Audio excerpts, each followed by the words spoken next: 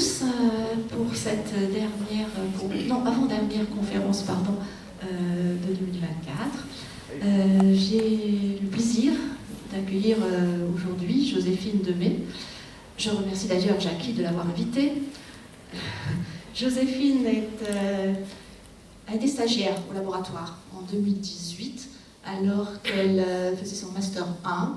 Elle était à l'école Supélec, actuellement Supélec Centrale Supélec. Et elle était venue donc faire un stage dans le laboratoire de Jean-François Gillion avec Laura Meistersheim, qui est actuellement à sa start-up à côté.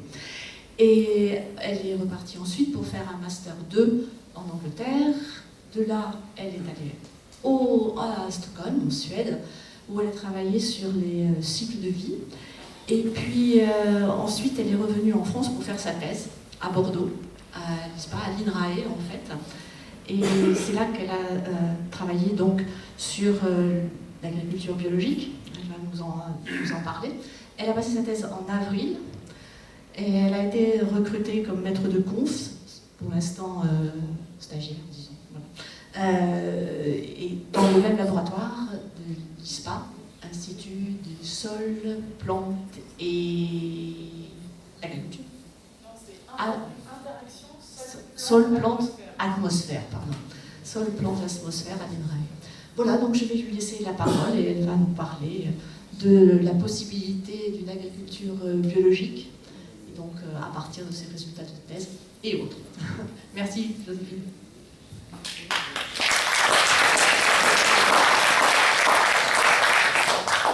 Merci à Anne-Marie pour l'introduction. Bonjour à toutes et à tous. Merci d'être aussi nombreux ce soir. Bon, du coup, je vais commencer. Donc, ça va, je parle pas trop fort, vous m'entendez? Ouais. Donc, l'idée de la présentation aujourd'hui, c'est de parler de l'agriculture biologique et de la possibilité de massifier l'agriculture biologique à grande échelle. Ok, du coup, j'ai préparé cette présentation dans l'idée de vous partager des pistes de réflexion pour penser à la faisabilité agronomique du développement massif de l'agriculture biologique. Pour donner le cadre de cette présentation, ici on va parler de la faisabilité uniquement agronomique, donc on va mettre de côté les aspects économiques et politiques. Et je tenais à préciser que cette conférence, je ne suis pas là pour faire la pub de l'agriculture biologique ni pour critiquer l'agriculture conventionnelle, mais l'idée c'est de vous apporter des pistes de réflexion ensuite pour que vous puissiez vous faire votre propre idée. Les sources que j'ai utilisées pour faire cette conférence, c'est mes travaux de thèse, les travaux de mes collègues, donc à l'UMR ISPA, Interaction sol, plante et atmosphère, et puis plus largement des travaux de la littérature scientifique. La présentation, elle va se dérouler comme suit. Donc, premièrement, je vous propose de faire un état des lieux des systèmes agricoles aujourd'hui, à la fois à l'échelle française et puis à l'échelle mondiale. Ensuite, on parlera de l'agriculture biologique. Ensuite, je vous propose de réfléchir ensemble au fait de massifier l'agriculture biologique à grande échelle et de voir en fait quel impact ça aurait sur la production de nourriture. Et dans une dernière partie, on conclura sur, à l'issue de cette réflexion qu'on va mener ensemble, en fait, c'est quoi les conditions nécessaires au développement à grande échelle de l'agriculture biologique. Alors, pour commencer, donc, je trouve ça assez interpellant de se rendre compte qu'à l'échelle de la planète, il y a un tiers des surfaces émergées qui sont occupées par l'agriculture. Donc en fait, la façon dont on va cultiver la terre, ça va forcément avoir un impact fort sur l'environnement, sur la santé, juste parce qu'en fait, ça occupe des surfaces qui sont énormes. Ici, ce qui est représenté, c'est la surface totale de la Terre. Il y a 29% de la surface de la Terre qui est composée de terre et 71% d'océan. Parmi ces terres, on a 76% qui sont des terres habitables, 10% qui sont composées de glaciers et 14% de déserts, de dunes, etc. Si on regarde les terres habitables, en fait, on a presque la moitié des terres habitables qui sont occupées par l'agriculture à l'échelle mondiale, 38% qui sont des forêts. Ensuite, on a 1% de terres qui sont urbanisées, pour que nous, on puisse, pour les villes. Et on a 3% ici de rivières, de lacs, etc. Si on se focalise juste sur les terres agricoles, il y a 80% de ces terres agricoles qui sont dédiées à l'élevage. Alors, soit parce qu'on fait pousser des cultures, donc du blé, du maïs pour nourrir les animaux d'élevage, soit parce que c'est des pâtures sur lesquelles les animaux peuvent pâturer. Les 20% restants, c'est 16% pour produire des cultures pour que nous on puisse manger, donc des céréales, des légumes, etc. Et 4% qui sont des cultures qui sont dédiées à la production d'énergie. Donc cette répartition-là, c'est une répartition par occupation des sols. Ce qui est proposé en dessous, c'est une répartition par quantité d'énergie, c'est-à-dire de calories que nous on mange. Donc c'est intéressant de voir qu'il y a 16% de la surface des terres agricoles qui sont des végétaux que nous on mange, mais ces végétaux, ils représentent en fait 83% de nos apports en énergie. Et les produits animaux, ils occupent 80% des surfaces agricoles, mais ils contribuent seulement à hauteur de 17% de nos apports en énergie à l'échelle mondiale.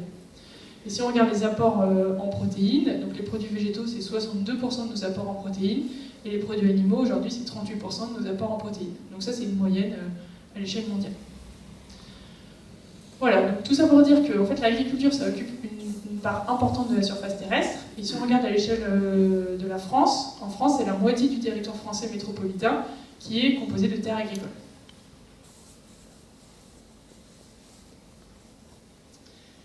Alors comme on parle d'agriculture, je trouvais ça important de souligner que les systèmes agricoles, c'est des systèmes qui sont très hétérogènes. Hétérogènes en termes de production, de surface des terres cultivées, d'intensification des systèmes. Donc en fait, quand on parle d'agriculture globale, en fait, ça recouvre un spectre très hétérogène de systèmes de culture, de systèmes d'élevage, etc. Ce qui est représenté sur ce graphique, c'est la population d'humains entre 1950 et aujourd'hui. En 1950, on était 2,5 milliards d'êtres humains, et aujourd'hui, on est 8 milliards. Donc on imagine bien que pour nourrir cette population qui a énormément augmenté, les systèmes agricoles se sont énormément transformés. Si on prend l'exemple, par exemple, des céréales primaires, donc le blé, le maïs, le riz, etc., et qu'on regarde l'évolution de leur production à l'échelle mondiale. C'est ce qui est représenté sur ce graphique, c'est l'évolution de la production des céréales primaires sur les 60 dernières années. Donc, c'est en lien aussi avec l'augmentation de la population. La production de céréales, elle a été multipliée par 3 en 60 ans. Bien sûr, elle a permis l'augmentation de la population. Et l'augmentation de la population, bon, non, inversement, c'est pas vraiment ça qui a... C'est pas parce qu'on est plus de gens dans les champs qu'on produit plus. On va voir après que c'est plutôt parce qu'on a intensifié les systèmes. Donc on produit 3 fois plus de céréales qu'il y a 60 ans. Cette augmentation de la production, donc la production c'est des surfaces multipliées par des rendements. Donc si on regarde les surfaces, ici vous avez les surfaces qui sont dédiées à la production de céréales primaires, donc c'est les 60 dernières années. Donc on voit que la surface en fait, elle a légèrement augmenté, mais c'est pas ça le facteur qui a le plus joué. Ce qui a le plus joué, c'est les rendements agricoles. Donc les rendements de céréales primaires, donc en tonnes de matière produite par unité de surface, ils ont aussi été multipliés par 3 en 60 ans. Donc comment on arrive à produire en seulement 60 ans 3 fois plus? En fait, ça, c'est lié à des transformations fortes des systèmes agricoles, notamment à l'introduction de la mécanisation. Donc à partir de l'après-guerre en Europe, on a l'introduction de machines dans les champs qui permettent d'augmenter la production. La sélection variétale, on sélectionne des cultures qui sont plus productives et qui répondent bien aux intrants qu'on va apporter sur les sols. Dans certains cas, on met en place de l'irrigation, ce qui permet aussi d'augmenter les rendements. Et on utilise des intrants. Donc en agriculture, il y a 2 types d'intrants, il y a les pesticides et les engrais. Donc je vais détailler ces 2 intrants-là. Alors pour comprendre ce que c'est les engrais, donc en gros les engrais, c'est l'apport de matière qui contient des éléments minéraux dont les plantes ont besoin pour grandir. Donc il y a plein d'éléments minéraux, les 3 principaux c'est l'azote, le phosphore et le potassium. Donc les plantes, elles prélèvent ces éléments dans le sol, et quand vous fertilisez, vous apportez des engrais, vous apportez en fait des éléments minéraux de sorte à booster la croissance de vos plantes.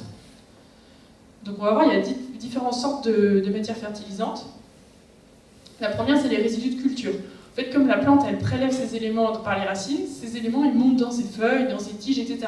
Donc quand vous restituez les tiges, les feuilles au sol, vous apportez des éléments minéraux au sol. Donc vous apportez de la matière fertilisante. Ensuite, ça passe par les animaux d'élevage. Donc quand vous donnez des grains, du maïs, par exemple, à manger aux animaux, le gros des éléments minéraux qu'il y a dans ce maïs, ils se retrouvent dans leurs effluents d'élevage. Et les effluents, lorsque vous les apportez sur les sols agricoles, vous apportez des matières fertilisantes. Ensuite, nous aussi, on mange du blé, on mange des grains, et puis on mange aussi des produits animaux. La majorité des éléments minéraux qu'on va ingérer, il va se retrouver en fait dans nos toilettes. Ça va être dans des stations d'épuration, et aujourd'hui en France, il y a en gros la moitié des bouts de stations d'épuration, donc ils contiennent ces minéraux qui sont restitués au sol. L'autre partie, elle est perdue dans les systèmes aquatiques. Ok, il y a une autre façon d'apporter notamment de l'azote au sol, c'est la fixation d'azote par les légumineuses. Les légumineuses, c'est quoi? C'est simplement des plantes qui sont capables de prendre l'azote de l'air. Donc là, quand je respire, en fait, il y a plein de N2 dans l'air, et il y a des plantes qui sont capables de prendre ce N2 et de le mettre dans le sol. Donc c'est par exemple les pois chiches, les lentilles, les pois cassés, les haricots, etc. Donc ça fait un flux entrant d'azote dans les sols. Et enfin, et c'est l'innovation qu'il y a eu dans les années 50-60 en France, on utilise massivement des engrais minéraux. On appelle aussi parfois engrais minéraux de synthèse. Donc les engrais minéraux azotés, comment on les fabrique? On prend l'azote de l'air, on le met dans des usines, on utilise pas mal d'hydrogène qu'on fabrique à partir de gaz fossiles, et avec le procédé Haber-Bosch, on fait des engrais minéraux. Ces engrais, ensuite, on peut les avoir sous forme de petites pellets, quoi, et on peut les épandre sur les sols. Pour le phosphore, c'est un peu différent. Le phosphore, on va le miner dans des mines. Donc en France, on a eu des mines de phosphore qui étaient dans le Lot. Aujourd'hui, on n'en a plus. Donc en fait, tout le phosphore minéral qu'on va mettre sur les sols agricoles, il vient de mines qui sont situées notamment au Maroc et au Sahara occidental.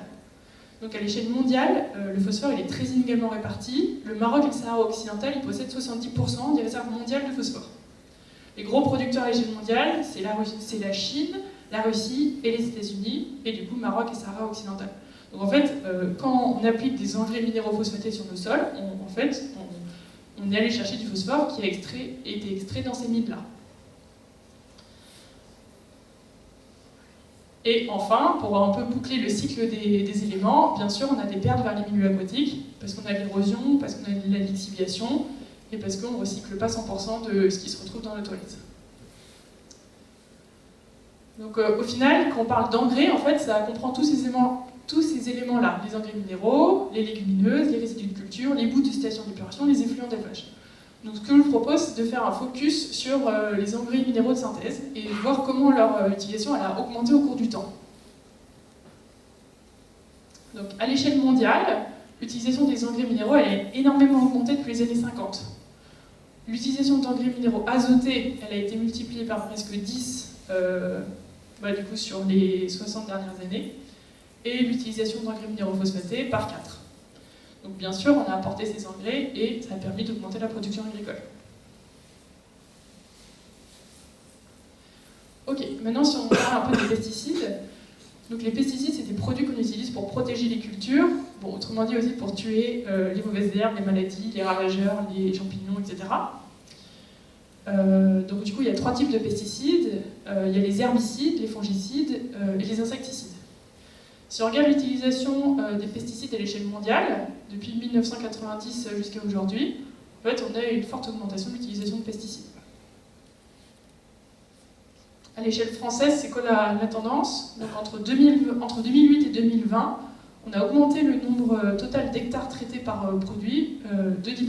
Donc on est aussi sur une tendance qui est plutôt à utiliser des produits phytosanitaires. Donc si je résume ce qu'on a dit pour l'instant, l'agriculture ça occupe des surfaces très importantes, et donc comme je l'ai dit, la façon dont on cultive, forcément ça va avoir du coup un impact fort sur l'environnement, sur la santé, etc. Depuis les années 50, les systèmes agricoles ils se sont profondément transformés avec la mécanisation, la sélection variétale, l'utilisation d'intrants. Ces transformations, elles ont connu des différences temporelles à l'échelle mondiale. Donc on a eu, en Europe, on s'est transformé dans les années 50-60. En Asie, la révolution verte, ça date des années 70. Mais à partir des années 70, eux aussi, dans ces pays-là, ils ont commencé à avoir une utilisation intensive d'intrants, de machines, etc. Ces innovations agronomiques, elles ont permis d'augmenter la production pour accompagner la hausse de la population. Mais le problème, c'est qu'évidemment, tout ça, ça a des impacts sur l'environnement et sur la santé. Et donc, là, je vous propose de parler des impacts de l'agriculture sur le climat, puis sur la biodiversité. Donc, bon, le changement climatique, je pense que ça parle à tout le monde. La cause du changement climatique, c'est dû à une augmentation de la concentration en gaz à effet de serre dans l'atmosphère. On augmente les gaz à effet de serre dans l'atmosphère à cause des activités humaines. Ça implique quoi? Du coup, on a une augmentation de la température moyenne à la surface de la Terre. On a aussi la modification du cycle de l'eau. Et on a une hausse de l'intensité et de la fréquence des événements climatiques extrêmes. Donc c'est l'exemple, par exemple, des inondations de Valence. C'est des événements climatiques qui sont extrêmes. Le secteur agricole et forestier, aujourd'hui, contribue à hauteur de 20 à 25% des émissions de gaz à effet de serre à l'échelle mondiale. Donc, le secteur agricole, c'est un contributeur finalement assez important au changement climatique. Donc, si on regarde plus en détail, les émissions du secteur agricole et forestier depuis 1990 jusqu'à aujourd'hui, donc là, l'unité qui est représentée ici, c'est des gigatonnes de CO2 équivalent. Donc juste pour que ça soit clair pour tout le monde ce que ça veut dire CO2 équivalent, si vous émettez 1 kg de CO2, c'est équivalent à 1 kg de CO2. Bon, là, ça va se facile. Si vous émettez 1 kg de méthane, donc le méthane, c'est un gaz à effet de serre important, ça équivaut à émettre en gros 25 kg de CO2. C'est-à-dire, ça équivaut en termes d'impact sur le climat. Si vous émettez 1 kg de protoxyde d'azote, donc c'est N2O, qui est aussi un gaz à effet de serre puissant, c'est équivalent à avoir émis 270 kg de CO2 équivalent. Donc en fait, là, le CO2 équivalent qui est présenté ici, c'est on agrège le CO2, le méthane et le protoxyde d'azote.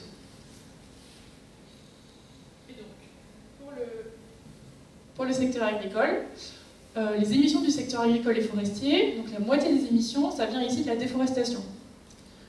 En Europe, il n'y a plus vraiment de déforestation, à l'inverse, on a plutôt de la reforestation, mais en Asie du Sud-Est, en Amérique du Sud, il y a pas mal de déforestation. Et le fait de déforester, en fait, on coupe les arbres, on les brûle, et le fait de les brûler, ça émet du CO2, donc ça contribue au changement climatique. Ensuite, il y a 23% des émissions de gaz à effet de serre qui viennent des fermentation entérique des animaux. En fait, ça vient des ruminants. Les ruminants, c'est-à-dire les vaches, les chèvres, les moutons, quand ils mangent, ils ruminent, et cette rumination, elle émet du méthane. Et donc ce méthane, en fait, ça contribue à hauteur de 23% des émissions totales de gaz à effet de serre du secteur agricole.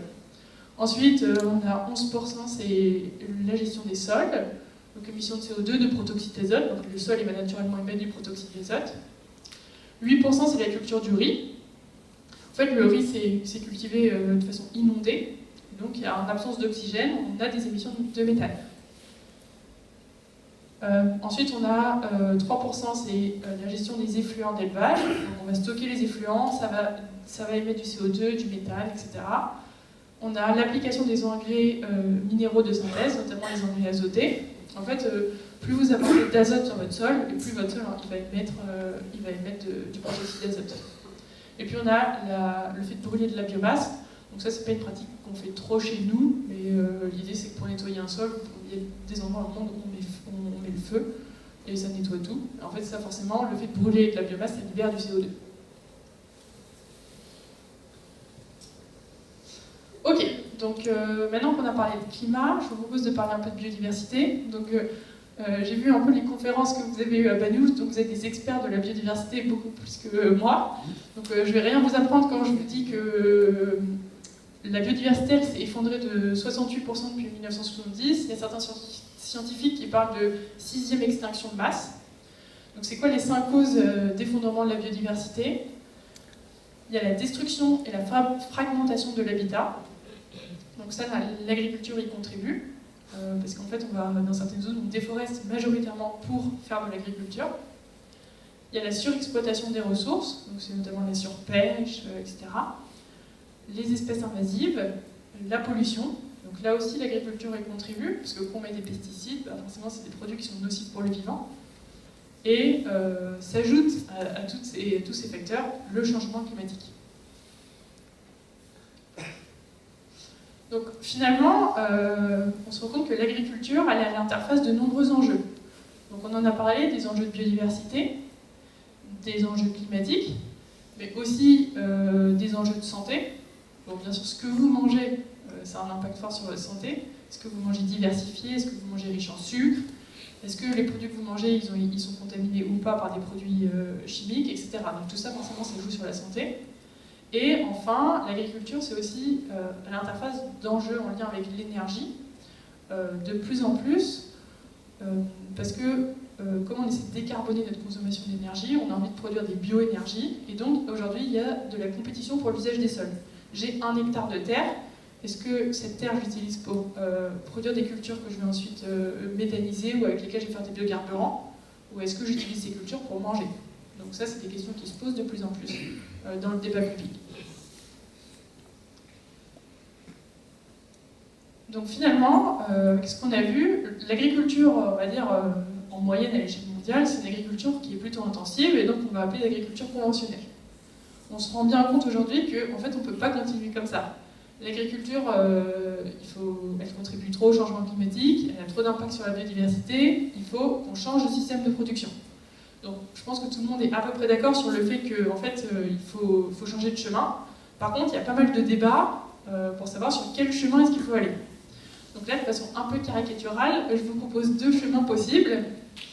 Le premier, c'est un chemin qui vise à des gains d'efficacité. Ça veut dire qu'on va faire comme on fait, sauf qu'on va être plus efficace. Donc, par exemple, on va utiliser des robots pour mettre l'engrais pile où il faut, pile au bon moment. Pareil pour mettre les pesticides pile où il faut, pile au bon moment. Donc ça, c'est ce qu'on peut appeler, donc ça c'est permis par l'agriculture du numérique. Et on parle parfois d'intensification durable de l'agriculture. Donc l'idée, c'est de produire plus, mais avec moins d'intrants. Donc ça, c'est une voie possible. L'autre voie possible, qui est drastiquement opposée, enfin opposée où il y a des recoupements, bien sûr, mais qui est quand même assez différente, c'est une agriculture qui vise à complètement changer la façon dont on produit. Donc on inclut dedans l'agriculture de conservation des sols, l'agriculture en biodynamie ou l'agriculture biologique. Et donc là, moi, ce que je vous propose pour aujourd'hui, c'est d'étudier la voie de l'agriculture biologique. Alors, donc, on va passer à qu'est-ce que c'est l'agriculture biologique. Donc là, vous reconnaissez les labels. Là, ici, vous avez le label Eurofeuille, c'est le label européen pour les produits en bio. Et ici, c'est le label français. Donc si on regarde la définition de l'agence bio, l'agriculture biologique, ça a pour objectif le respect de l'environnement et la protection du climat, de la biodiversité, de la santé humaine et du bien-être animal. Ok. Bon, dit comme ça a l'air un peu flou. Donc du coup, pour comprendre un peu mieux ce que c'est l'agriculture biologique, il faut aller voir le cahier des charges. Donc, les pratiques de l'agriculture biologique, elles sont encadrées par un règlement européen qui date de 1991. Ce règlement, il a été mis à jour en 2018 avec l'application en 2000... Je me suis trompée, je pensais plutôt 2022. Le règlement, on ne va pas le regarder ligne par ligne parce qu'il est assez long. Moi, je vous propose juste 3 éléments phares un peu des règles du bio. La première, c'est l'interdiction d'utiliser des pesticides de synthèse. On a le droit aux pesticides naturels, par exemple le cuivre dans les vignes, mais on n'a pas le droit aux pesticides de synthèse. En fait, ça réduit quand même la quantité de produits auxquels on a accès. Cette règle-là, elle favorise, ça a un impact globalement positif sur la santé humaine et la biodiversité. Deuxième règle, c'est l'interdiction d'utiliser des engrais de synthèse. Donc, sur le graphique de tout à l'heure, c'était les engrais qui venaient soit des mines, soit des usines, où on utilise pas mal d'énergie, etc. Cette mesure-là, elle réduit notre dépendance aux énergies fossiles et elle permet aussi d'être moins dépendant des importations de phosphore des mines. Une troisième règle, c'est dans le cahier des charges. Du coup, dans le cahier des charges bio, il y a aussi des surfaces minimales pour les animaux. Et donc ça, l'idée, c'est de favoriser le bien-être animal. Alors, le bio, c'est pas parfait, mais c'est un intérêt assez fort, c'est qu'en fait, les agriculteurs bio, ils travaillent sous contrainte. Et en général, sous contrainte, on a tendance à innover. Et donc, du coup, le fait d'être contraint par j'ai pas le droit d'utiliser tel produit, etc., ça a permis des innovations agroécologiques. Du coup, au-delà du cahier des charges, ce qu'on observe dans les fermes en bio, c'est des changements dans les rotations de culture. Ça, c'est pas demandé explicitement par le cahier des charges, mais en pratique, c'est ce qu'on veut observer. C'est quoi une rotation de culture? Rotation de culture, c'est la succession des cultures dans le temps. Par exemple, je fais 3 ans de luzerne, après je fais 1 an de maïs, puis 1 an de blé, puis 1 an de pois, etc. Donc ça, c'est la rotation sur mon exploitation, par exemple. Comment les rotations, elles évoluent en bio? Donc ça, c'est les travaux d'un de mes collègues qui a fait une méta-analyse pour comparer les rotations en agriculture biologique et en agriculture conventionnelle. Ce qu'on voit, c'est par exemple pour les céréales, quand on passe en bio, à l'échelle mondiale, on a tendance à mettre moins de céréales dans les rotations. C'est aussi le cas en Europe, en Amérique du Nord par exemple. On a donc moins de céréales. Pulse, ici, c'est les légumineuses. À l'échelle mondiale, en bio, on a tendance à avoir un peu plus de légumineuses. C'est d'autant plus vrai en Europe. Donc en Europe, dans les rotations bio, on a vraiment davantage de légumineuses. Ensuite, si on regarde ici, fodder, c'est les fourrages temporaires. Ça inclut par exemple la luzerne. On a tendance à avoir beaucoup plus de fourrages temporaires dans les rotations en bio. Ce qu'on peut retenir, c'est qu'en agriculture biologique, ce qu'on observe, c'est plus de légumineuses et plus de cultures fourragères dans les rotations. Et on va voir après que finalement ça va impacter aussi la production. Alors, pour donner un peu les tendances du bio, l'agriculture biologique, ça reste globalement minoritaire. À l'échelle mondiale, ça représente moins de 2% des terres cultivées. À l'échelle de la France, c'est aujourd'hui 10% des surfaces qui sont cultivées en bio. Si on regarde les tendances d'évolution des surfaces en bio, donc là vous avez les surfaces qui sont en bio, soit qui sont certifiées bio, soit qui sont en conversion. Depuis le début que le bio existe, on est globalement sur une pente ascendante. Donc on a de plus en plus de surfaces en bio. Ça c'était vrai jusqu'à l'année dernière, où en fait le bio en ce moment il subit une crise assez importante avec pour la première fois une réduction en 2023 des surfaces cultivées en bio à l'échelle de la France. Cette crise, elle est liée notamment à une baisse de la demande, parce que les gens en moyenne consomment de moins en moins de produits bio, ce qui fait que les agriculteurs qui produisent en bio, ils ont du mal à vendre leurs produits. Et donc il y en a pas mal, il y en a certains qui étaient en bio, qui repassent en conventionnel. Une autre difficulté de l'agriculture biologique, c'est les écarts de rendement. Et c'est souvent ça qu'on entend, on dit « ouais, le bio c'est bien », mais avec le bio, en fait, on produit pas assez, on va affamer tout le monde. Donc effectivement, en bio, on produit moins qu'en agriculture conventionnelle, et en moyenne, toutes cultures confondues, les écarts de rendement, ils sont de l'ordre de 20 à 25%. Ok, du coup, on se dit, bon bah, c'est foutu, quoi. Mais donc ce que je vous propose, c'est en fait de se rendre compte que c'est pas parce qu'il y a un écart de rendement de 20 à 25% que c'est complètement foutu. Le raisonnement, en fait, il va un peu plus loin. Et pour le reste de la présentation, c'est qu'on réfléchisse ensemble, et si on convertissait toutes les surfaces cultivées à l'échelle mondiale en bio, en fait, ça donnerait quoi? Donc, pour faire cet exercice, il faut commencer déjà à la situation initiale, dire aujourd'hui, en fait, si je prends mes surfaces cultivées, combien elles produisent. Ensuite, on passera en mode bio, et ensuite, on verra comment ça impacte la production. Donc, si on commence avec la situation initiale, aujourd'hui dans le monde, combien je produis? Pour calculer ça, il me faut pas mal d'infos. Il me faut des informations sur les surfaces. Donc, par exemple, pour toutes les cultures, le blé, le manioc, j'ai mis 3 petits points parce que nous, dans nos travaux, on étudie 61 espèces différentes. On a de la donnée qui existe sur les surfaces, les rendements en tonnes hectares et les teneurs en énergie. Ce que je fais, c'est que pour toutes les cultures, je multiplie les surfaces par les rendements, par les teneurs en énergie, et puis j'additionne tout ça. J'ai une information sur combien d'énergie les terres cultivées elles produisent à l'échelle mondiale. Ok, donc ça c'est notre point de départ, ça va. Maintenant, on passe en bio. Donc la première chose qu'on a vue en bio, c'est qu'on change les rotations de culture. Si on change les rotations de culture, on a vu tout à l'heure qu'en bio, on réduit les céréales. Donc en fait, la surface en céréales, elle change. Ce qu'on a fait, enfin ce que mes collègues ont fait, c'est on imagine qu'on passe en bio, et du coup, on va recalculer les surfaces en bio. Donc la surface en blé, elle va être plus petite, la surface en luzerne, elle va augmenter. Quand je change ces surfaces, du coup, je recalcule une nouvelle production. C'est ce qui est représenté ici. Je calcule la production. Donc je compare la production actuelle et la production où j'ai changé les surfaces, avec des surfaces bio, et j'observe l'écart de production à l'échelle mondiale.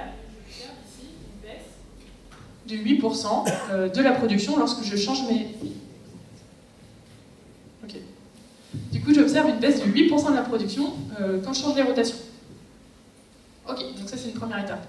Deuxième étape, on a dit tout à l'heure qu'on avait un écart de rendement de 20 à 25%. Cet écart de rendement, il a deux composantes.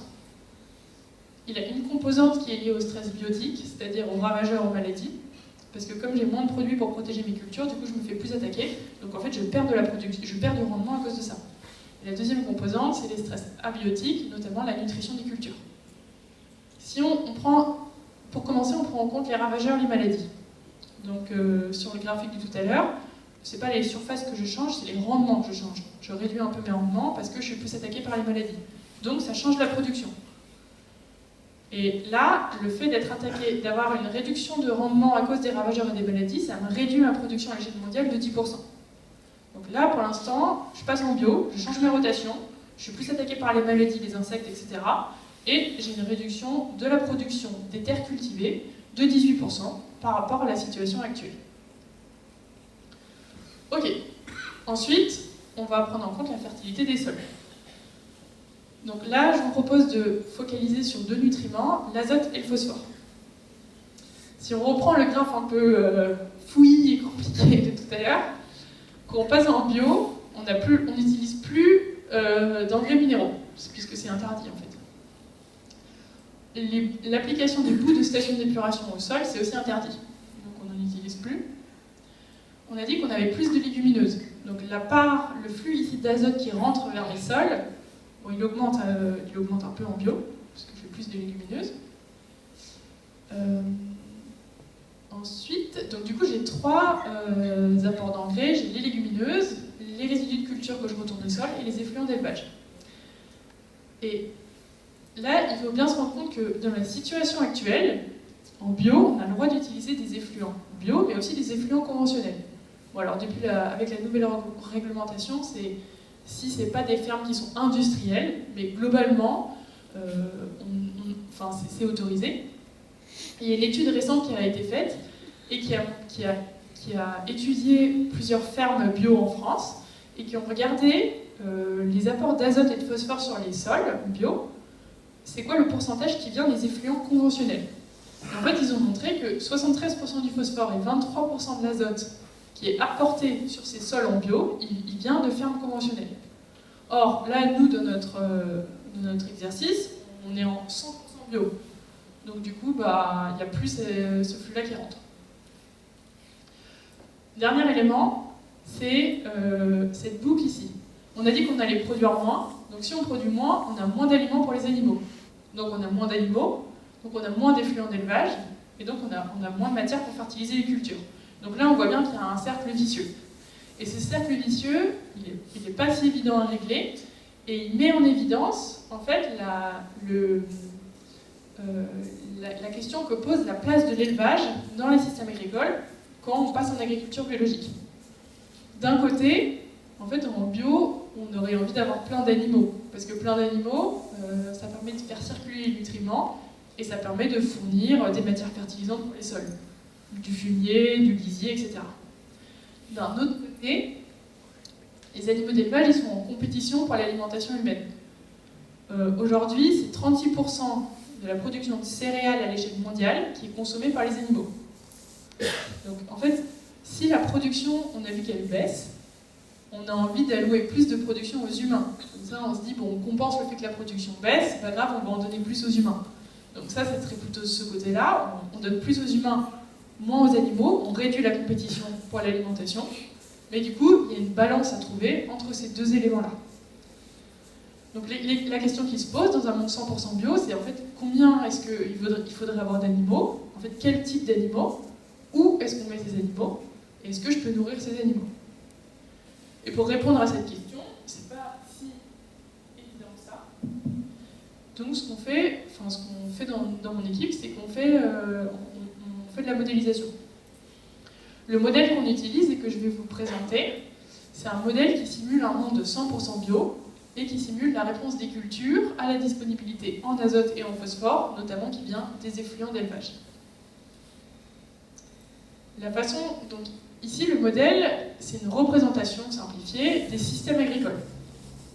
Les systèmes agricoles, c'est de l'élevage, des terres cultivées, du blé, du maïs, de la luzerne, etc. Des prairies permanentes, nous les humains, et puis les milieux aquatiques et l'atmosphère. Dans notre modèle, on a ces compartiments et on va simuler les flux d'azote et de phosphore dans ces compartiments, entre ces compartiments. Donc les animaux d'élevage, ils mangent de l'herbe, qui vient des prairies permanentes, et puis ils mangent aussi du maïs, du blé, etc. Leurs effluents, ils sont appliqués sur les terres cultivées et puis sur les prairies. Nous, les humains, on consomme des produits animaux et des produits végétaux. Comme on a des légumineuses ici dans les prairies et puis dans les terres cultivées, on a un flux d'azote qui vient de l'atmosphère et qui rejoint les sols agricoles. Et puis au final, il y a aussi pas mal de pertes vers les milieux aquatiques, etc. On a vu que l'élevage c'est un peu central et on se demande en fait combien d'animaux il faudrait mettre. Et pour résoudre ce problème, ce qu'on fait, c'est qu'on utilise un modèle d'optimisation. Notre modèle, il va chercher à maximiser la production de nourriture pour les humains.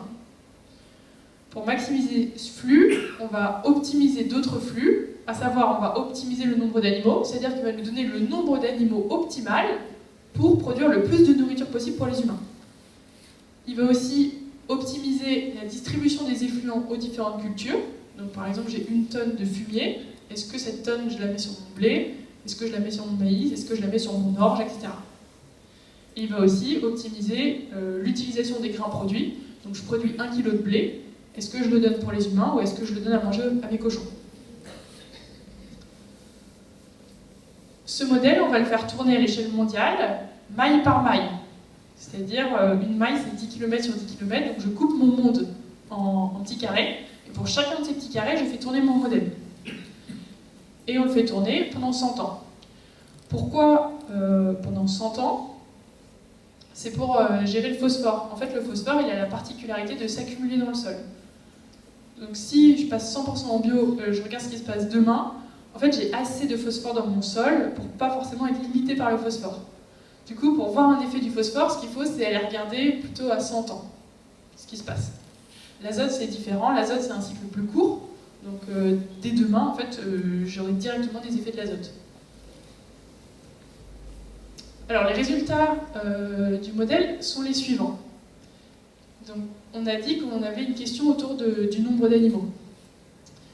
Là, ce qui est représenté, c'est pour tous les animaux, on regarde le nombre d'animaux total dans le monde actuel, et puis dans nos simulations.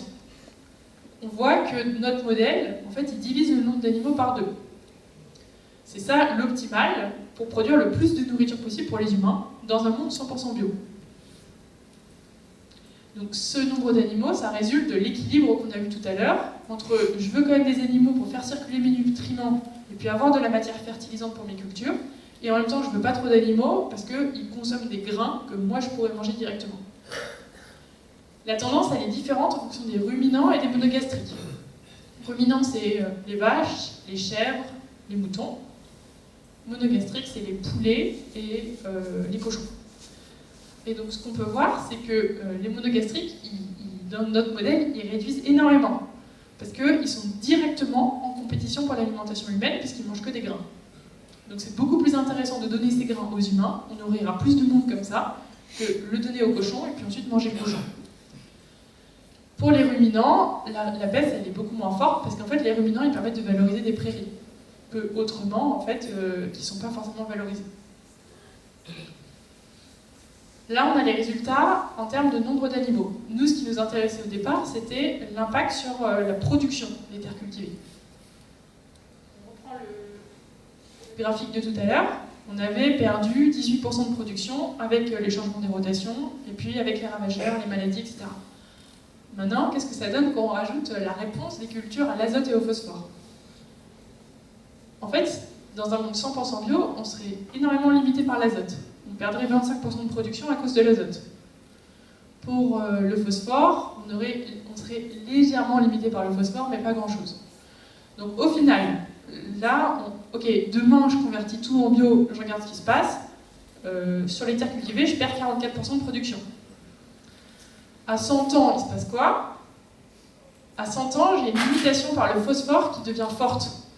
Parce qu'en fait, j'ai des pertes de phosphore par érosion, j'ai des pertes de phosphore parce que tout ce qui va dans mes toilettes, ça ne revient pas sur mes sols agricoles, et donc en fait, je perds du phosphore dans mon système.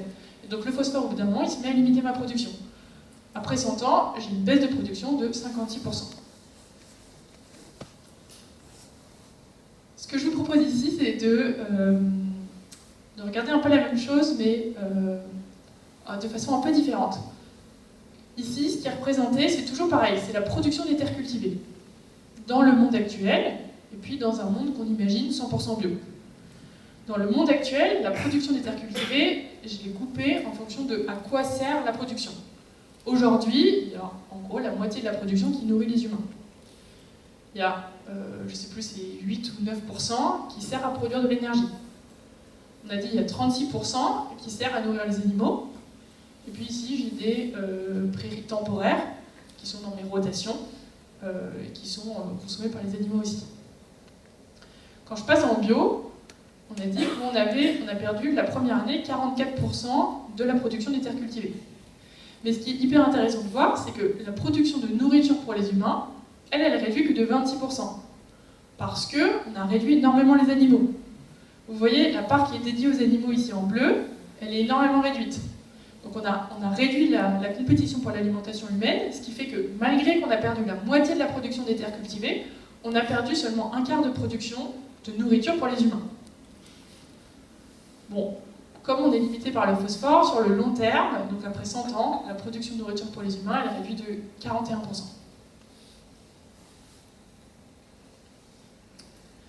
Du coup, si je résume, ce qu'on a vu, c'est que dans un monde 100% bio, la production des terres cultivées, elle réduit en gros de moitié.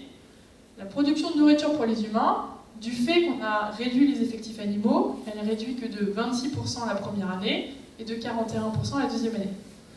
Si on reprend la question initiale, qui était de savoir est-ce qu'on peut nourrir tout le monde en bio, nourrir tout le monde, ça veut dire que j'ai une adéquation entre production et demande. Donc on se demande, est-ce que c'est possible que ma production soit égale à ma demande en nourriture pour les humains? On fait l'hypothèse qu'aujourd'hui, on est à peu près à l'équilibre, même s'il y a des grosses inégalités de répartition de la nourriture à l'échelle mondiale, on va dire qu'on nourrit à peu près tout le monde. Si je réduis ma production de nourriture de 1/4, bon bah, ça va pas. Sauf que la demande alimentaire, en fait, on a des leviers pour la réduire. Il y a 2 leviers principaux. Le premier, c'est la réduction du gaspillage alimentaire.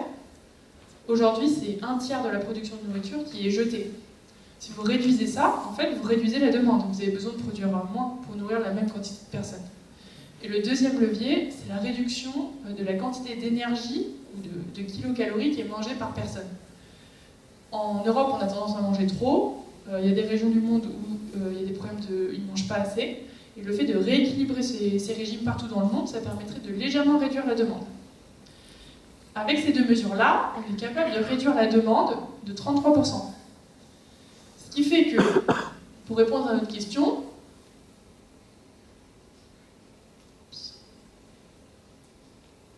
ce qui fait que finalement sur le court terme, on arrive à nourrir tout le monde en bio. Bon, voilà, il y a pas mal de conditions. Sur le long terme, par contre, le phosphore pose problème, et donc il y a besoin de recycler tout l'ensemble des flux de phosphore dans les systèmes agricoles pour que ça soit possible. Donc finalement, si je résume ce qu'on s'est dit, nourrir tout le monde en bio, en tout cas d'un point de vue agronomique, ça demande des changements qui sont absolument énormes, à la fois du côté de la production et du côté de la demande. Du côté de la production, c'est quoi? Premièrement, ça j'ai pas énormément détaillé, mais il faut relocaliser les cultures et les élevages sur les territoires. C'est-à-dire que dans mon modèle, j'ai réduit les animaux, Mais au lieu d'avoir la Bretagne qui est plein de porcs et puis la Beauce qui est que des céréales, j'ai remis des animaux un peu partout. Parce que je veux favoriser les interactions entre les cultures et les prairies. Ensuite, la deuxième condition, c'est de réduire la compétition pour l'alimentation humaine, et ça nécessite de réduire les effectifs animaux. Notamment, dans notre cas, les effectifs de cochons, de poulets, etc. Troisième condition, c'est d'augmenter la part des légumineuses dans les rotations. Comme en bio, on n'a pas le droit d'utiliser des engrais minéraux de synthèse, on a besoin quand même d'apporter de l'azote sur les sols agricoles, et donc ça se fait par plus de légumineuses. Quatrième condition du côté de la production, c'est de recycler tous les flux du système alimentaire. Donc en fait, ça, tout simplement, ça veut dire que tout ce qui finit dans nos toilettes, en fait, il faudrait que 100% ça revienne sur les sols agricoles, pour boucler les cycles. Du côté de la demande, c'est quoi les changements qui sont nécessaires? Premièrement, c'est changer les régimes alimentaires vers des régimes qui soient moins carnés et plus riches en légumineuses. Donc, bon, c'est ce qu'on vient de voir, il y a moins d'animaux d'élevage, donc on mange moins de viande. On a plus de légumineuses, donc on mange plus de lentilles, de pois chiches, etc. Ensuite, ce qu'il faudrait, c'est réduire la quantité moyenne de nourriture consommée par personne, de façon à réduire la demande. Et enfin, réduire le gaspillage alimentaire. Voilà. Ah, merci.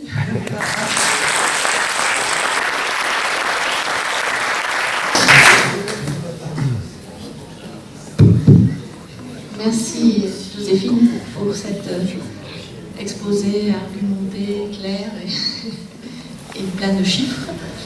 Vous avez des questions?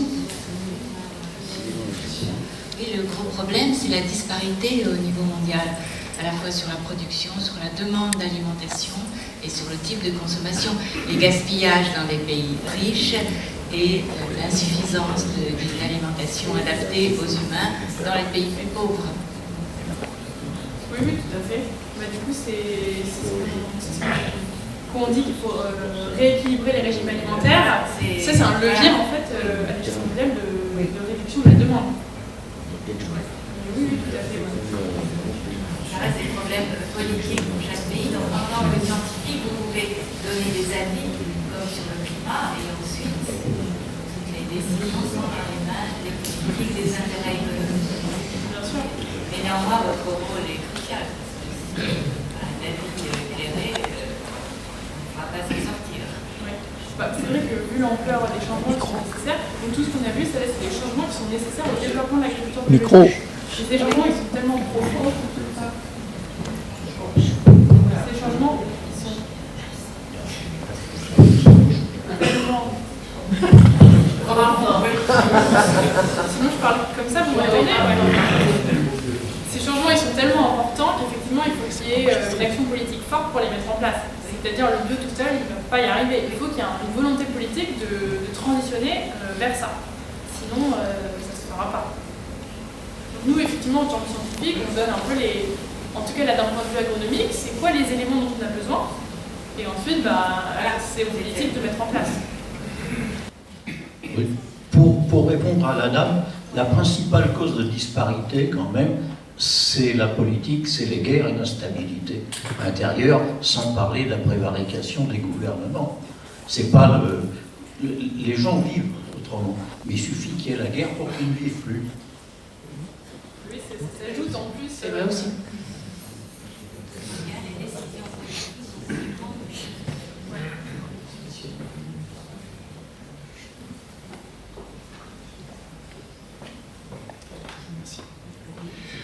Vous avez parlé d'azote, de phosphore, pas du tout de potassium. Vous parlez de phosphore comme un intrant interdit, alors que c'est un produit minier naturel. Et vous parlez d'azote, mais je pensais qu'il y avait une riche ressource dans par exemple, les cornes de tous les bovins.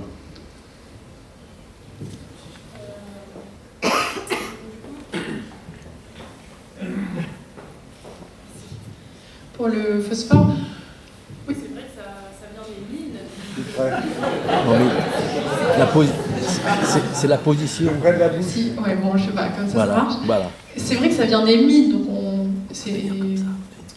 Oui, c'est naturel, c'est une roche naturelle. Après, bon, pourquoi c'est interdit en bio? Parce qu'il y a un traitement chimique pour dissoudre cette roche, pour rendre le phosphore disponible pour la plante. Bon, bien sûr, ça se discute, c'est pour ça que je disais le bio c'est pas parfait. Mais en fait, ce qui est intéressant, c'est que le fait d'interdire le phosphore des mines, ça permet de se rendre compte que sur le très long terme, si on veut gérer durablement la ressource en phosphore et qu'on veut ne plus dépendre de ces importations, ben, il faut qu'on recycle le phosphore dans notre système. Donc en fait, ça permet aussi peut-être d'avancer un peu plus rapidement sur les changements qu'on doit faire pour avoir un système agricole et alimentaire qui soit bouclé. Et après, pour les cornes, elles sont riches en phosphore. Mais le problème, c'est que c'est pas forcément du phosphore qui va être très disponible pour la plante. Bon, et après, le gisement de cornes, je sais pas à quel point il est important à l'échelle de la France. Mais bon, oui, les cornes, il vaut mieux les remettre dans le sol. Au bout d'un moment, ça va se dissoudre et puis la plante, elle pourra s'en servir.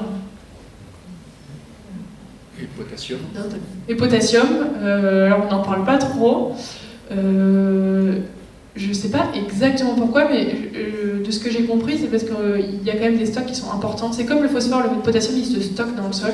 Et donc peut-être que le fait qu'il y ait des stocks suffisamment importants, ça fait que c'est un problème peut-être encore plus sur le long terme que le phosphore, qui est déjà un problème un peu de long terme. D'autres Dans votre étude, vous n'avez pas parlé du tout de ce qui concerne les ressources maritimes, la mer. Ouais. Vous avez une idée de la proportion parce que Micro. 70% environ de l'occupation de la terre. Ouais. Et donc ça fournit quand même la nourriture à l'ensemble de la population. Mais qu'est-ce que ça représente par rapport à votre analyse? Ouais, la contribution des ressources marines pour l'alimentation des hommes et des femmes, je ne sais pas exactement quel pourcentage de notre alimentation est apporté par ces ressources-là. C'est vrai que nous, c'est un peu un trou dans notre... on s'intéresse plus aux surfaces émergées, quoi. Donc effectivement, on n'a pas pris en compte la contribution de l'alimentation qui vient de la mer. Ça peut avoir un impact important au niveau de pour nourrir la planète. Ouais. Oui, c'est vrai. Élevage. Au pas, ouais.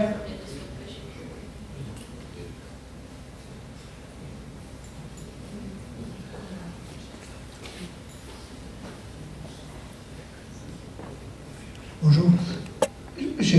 Dans votre présentation, je n'ai pas vu, dans votre modèle, votre simulation, je crois ne pas avoir vu de variables par rapport à l'augmentation de la population mondiale.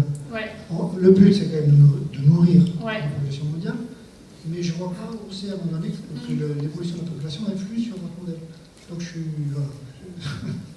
Oui, vous avez raison. En fait, ce qu'on fait, c'est que...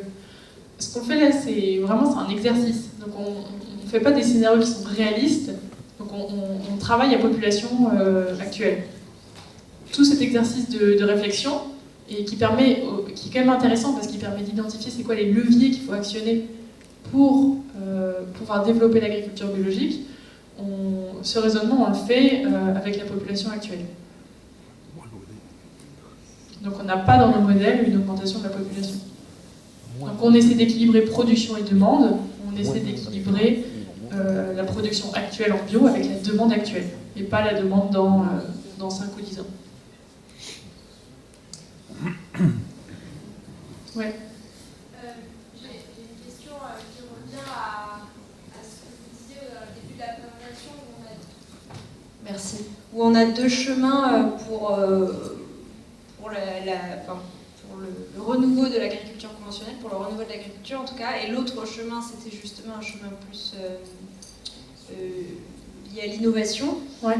Est-ce que justement, pousser vers le bio, en fait, on ne va pas arriver à se dire, si on veut vraiment passer en bio, pour compenser ces baisses de rendement, on va devoir aller puiser des solutions dans cette agriculture innovante, et à titre d'exemple, peut-être que vouloir absolument aller vers le bio, on va se reposer la question des OGM pour avoir des meilleurs rendements, pour trouver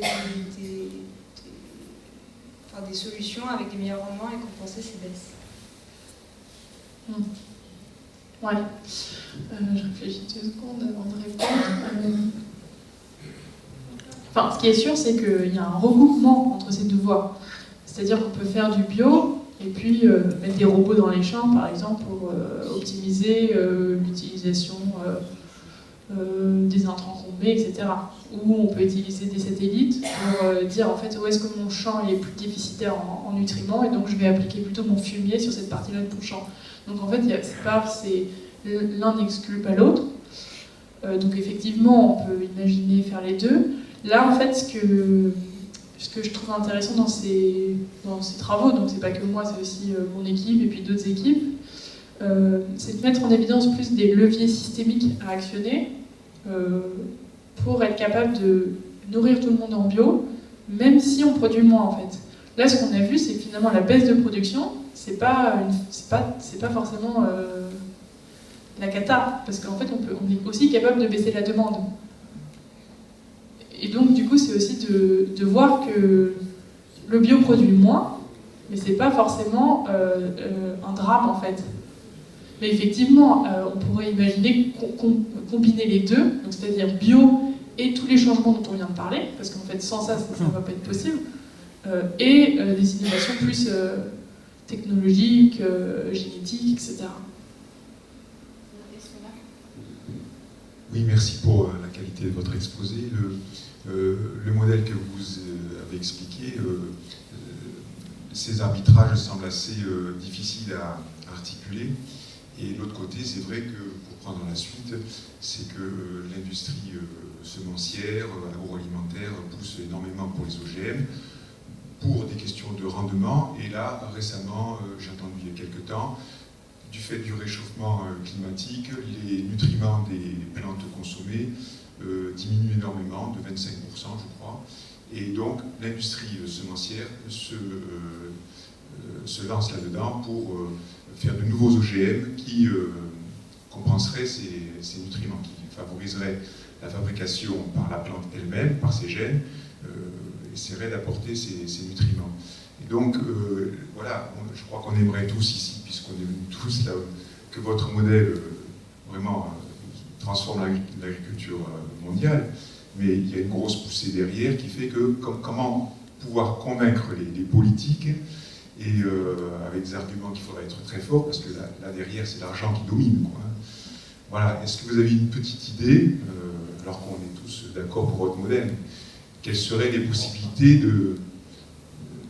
d'impacter sur, de montrer la véracité, la possibilité assez facile de mettre ce système en marche. Et à ce sujet, si vous pouviez remettre la dernière slide, là, qu'on puisse voir, voilà, ça c'était très bien. Merci pour cette qualité en tout cas. Du coup, en fait, la question c'est plus comment on fait pour rendre ça réel, quoi. Oui, pertinent vis-à-vis de ce qui pousse de l'autre côté. Ouais. Bah, peut-être que.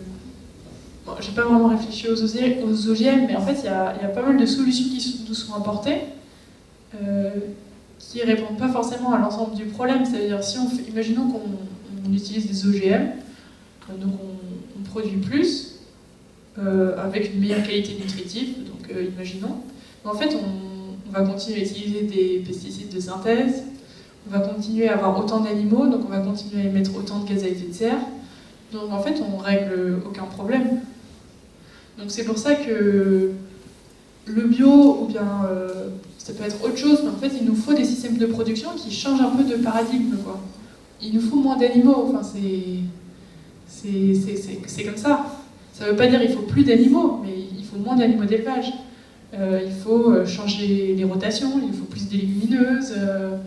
Et ça, c'est des leviers qui permettent de, en partie, répondre aux vrais enjeux qui sont le climat, qui sont les fondements de la biodiversité, etc.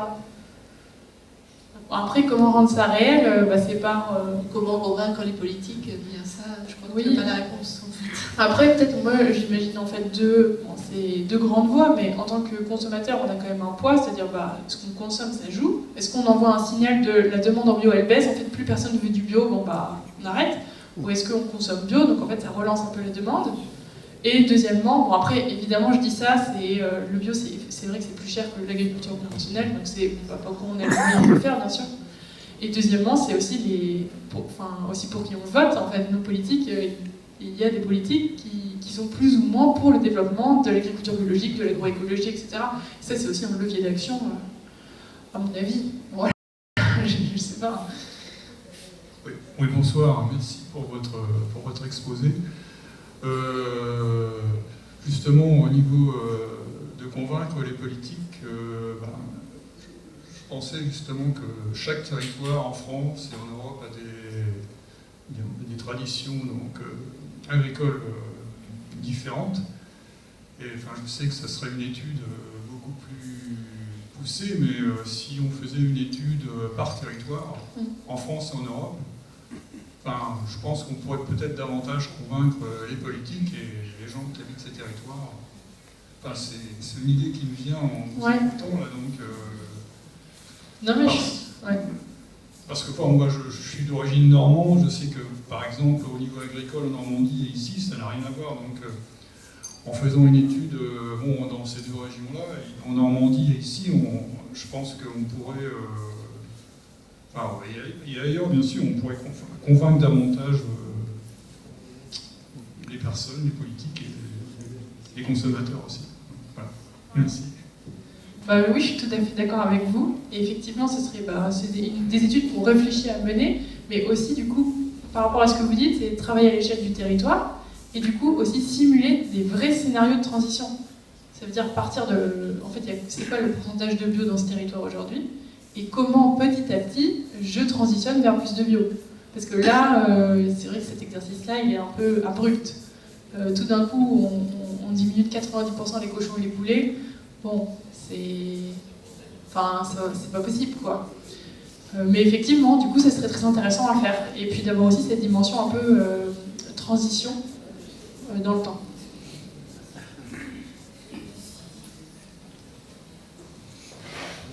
Merci bien. Votre exposé qui était très bien complet, y a-t-il en parallèle de ceci des études qui ont été faites sur l'impact d'une eau d'agriculteurs en plus pour nourrir l'ensemble de la population et bien sûr l'impact prix de revient parce que derrière le consommateur doit payer quelque chose et le conflit qu'il y a actuellement entre le bio et le conventionnel, bien c'est le prix de revient. En fait, sur le nombre d'agriculteurs, je ne sais pas s'il y a des études qui ont estimé, pareil, si on passe tout en bio, on a besoin de combien d'agriculteurs je ne sais pas. A priori, on aura tendance à dire qu'on a besoin de plus d'agriculteurs. Et pour l'instant, c'est vrai qu'on est plutôt dans une dynamique de baisse du nombre d'agriculteurs à l'échelle française. Et puis à l'échelle mondiale, j'avoue, je ne sais pas, mais c'est possible que ce soit un peu la même chose. Donc non, je n'ai pas de réponse là-dessus, mais effectivement, ça serait intéressant de creuser ça. Et la deuxième question, c'était sur le prix de revient. Ouais. Mais ça, je n'ai pas de réponse, je ne sais pas. C'est des aspects économiques. Effectivement, il faut que le produit soit accessible pour le consommateur et puis qu'il permette de rémunérer correctement l'agriculteur. Donc ça, ouais. Et puis, si... Ah, pardon. J'avais une question là. Félicitations, c'est un excellent exposé. Merci. Vous serez un très bon enseignant, si vous déjà peut-être. J'ai attiré votre attention sur le point numéro 7, réduire drastiquement le gaspillage alimentaire. C'est un volet très très important qui va en soi coupler avec la production.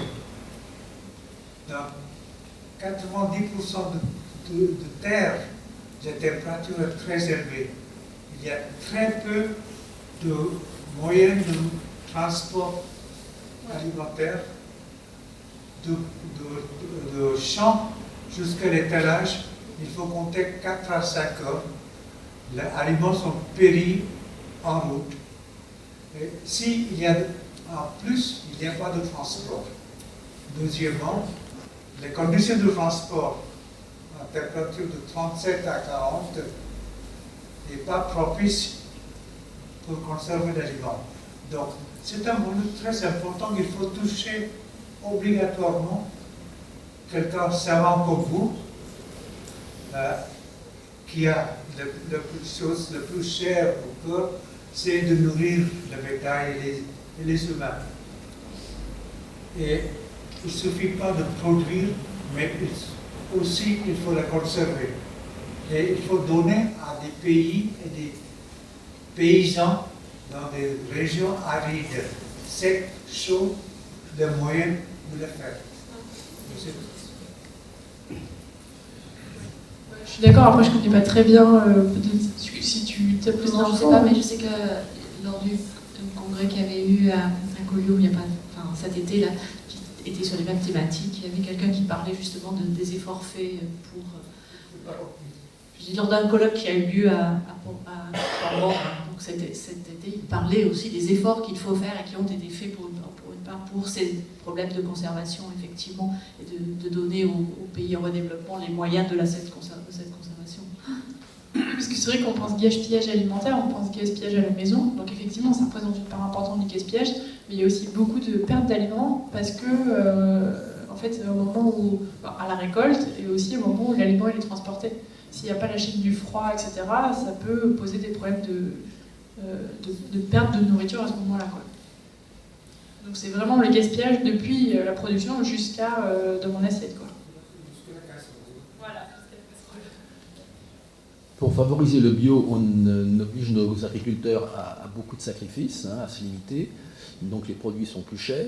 Et sur nos étals, on retrouve des produits qui viennent d'ailleurs, importés, et qui sont sans aucune loi pratiquement, avec un tas de produits nocifs. Je ne comprends pas trop comment c'est réfléchi, ça. C'est-à-dire si c'est réfléchi. Ouais, sans aucune loi, c'est-à-dire pas que les bio. Tu parles de tous les produits qui arrivent. Oui, bah, c'est...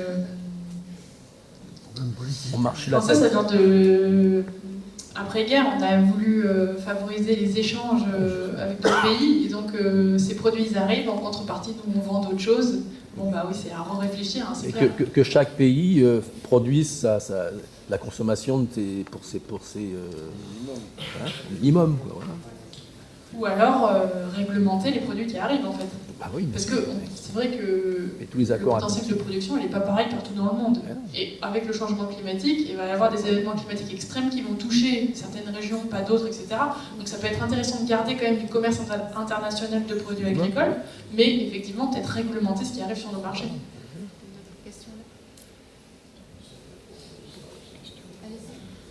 Bonsoir, moi je ne le vois pas tout à fait comme ça, mais je n'ai pas vos connaissances ni vos compétences. Vous avez bien dit qu'il s'agissait de modélisation et d'exercice.